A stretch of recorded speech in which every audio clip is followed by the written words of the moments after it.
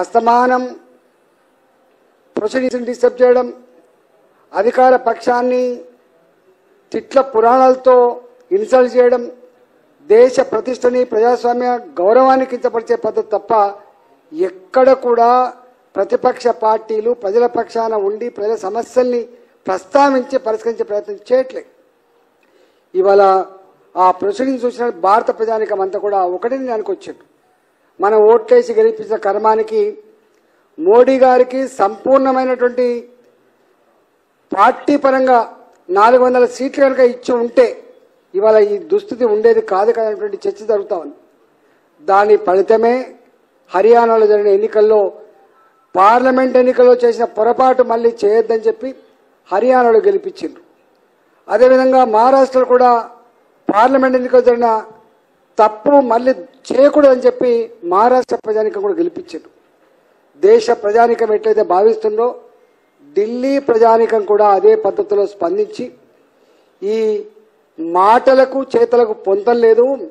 ఇవాళ అనేక స్కాములతో ఆయన మొట్టమొదటిగా ఆమ్ ఆద్మీ పార్టీ అంటే పేదల కోసమే పార్టీని పెట్టి గదే మఫ్లర్ చుట్టుకొని పేదోని లెక్క యాక్షన్ చేసి అనేక వాగ్దానాలు చేసి యమునా నది ఒక గొప్ప నదిలాగా ప్రవహిస్తా అని చెప్పిన, ఢిల్లీలో పొల్యూషన్ లేకుండా చేస్తా అని చెప్పిన, ఢిల్లీలో నిరుద్యోగ సమస్య లేకుండా చేస్తా అని చెప్పిన, ఢిల్లీ నగరాన్ని సుందరమైన నగరంగా తీర్చిదిద్దా అని చెప్పినటువంటి ఈ కేజ్రీవాల్ తాను బాగుపడ్డాడు తప్ప తను గొప్ప సీస్ మహల్ కట్టుకొని తాను గొప్పగా జీవిస్తుంది తప్ప పేదల బతుకులలో వెలుగు రాలేదని, అంతేకాకుండా ఢిల్లీ నగరంలో గతంలో తాగుడుకు ఇంత బానిసలైన సందర్భం లేదు.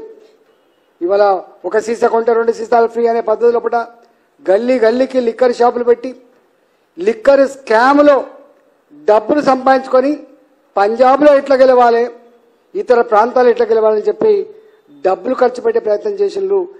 ఢిల్లీని నిండా ముంచి ఢిల్లీని మొత్తం తాగుబోతుల అడ్డాగా మార్చి ఆ పేదలు సంపాదించుకున్న కూలి డబ్బులు కూడా కొల్లగొట్టి ఇవాళ పేదలు మాత్రం మరింత పేదవాళ్ళుగా మార్చి తాను ఆ లిక్కర్ స్కామ్లో ఇవాళ ఇరుక్కపోయి స్వయంగా ముఖ్యమంత్రి, స్వయంగా మంత్రి, స్వయంగా డిప్యూటీ సీఎంఏ జైళ్లలో మగ్గినటువంటి సందర్భాన్ని ఢిల్లీ ప్రజానికమంతా కూడా ఆశ్రయించుకున్నారు.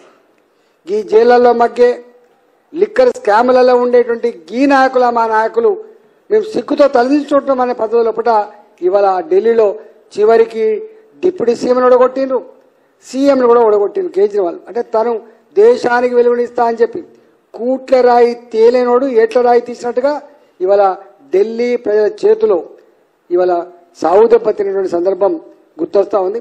నేను ఒకటే కాంగ్రెస్ పార్టీ ఇలా జీరో.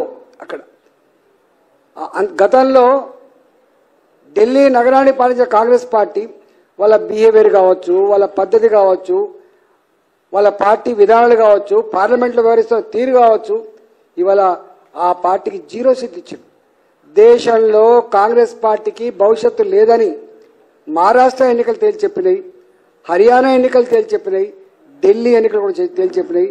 రాబోయే కాలంలో నాకు తెలిసి 15 రాష్ట్రం అనుకుంటా, 15 రాష్ట్రాల్లో భారతీయ జనతా పార్టీ వాళ్ళ అధికారంలో కొనసాగుతోంది.